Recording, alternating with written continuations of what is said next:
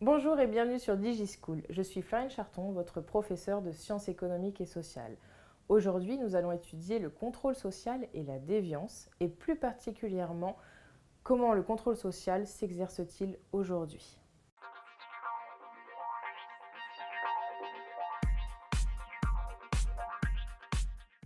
Alors, il faut savoir que les individus sont membres d'une société.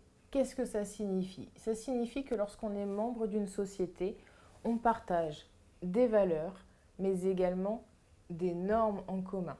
Une valeur, c'est un idéal collectif. Si on prend les valeurs de la République française, vous connaissez liberté, égalité, fraternité.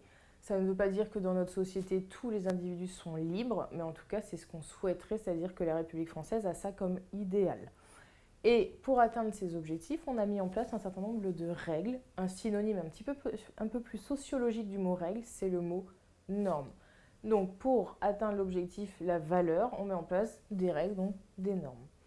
On distingue deux types de normes. Vous avez les normes juridiques, celles que vous connaissez tous. Vous avez un exemple ici, par exemple, lorsque on vous met un 30, vous avez bien conscience que ça signifie pour vous que vous devez rouler au maximum à 30 km/h. Si vous ne le faites pas, il y aura une sanction. Donc les normes juridiques, ce sont toutes celles qui sont sanctionnées par la loi, en passant souvent par police et justice. Mais ce ne sont pas les seules. Vous avez également des normes sociales. Et les normes sociales, elles ont pour particularité d'être sanctionnées lorsqu'elles ne sont pas respectées par la société. Or, qui est la société? C'est nous, ce sont les individus. Un exemple, c'est un peu l'exemple de mon petit mouton noir que vous voyez là. Si vous arrivez habillé tout de jaune fluo avec une crête de 3 mètres de haut jaune fluo également, juridiquement, vous n'avez enfreint aucune règle, mais par contre, il y a de fortes chances que vous attiriez beaucoup le regard de vos camarades et que, dans le meilleur des cas, on se moque de vous. Dans le pire, vous êtes complètement exclu du groupe. C'est un peu comme mon petit mouton qui est là.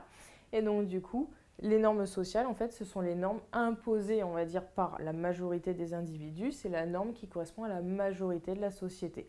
Si vous ne la respectez pas, vous encourez la sanction sociale d'être exclu ou d'être moqué. Et donc, en gros, de vous faire remarquer, mais pas dans un sens positif. Merci d'avoir suivi cette vidéo, j'espère qu'elle vous aura été utile.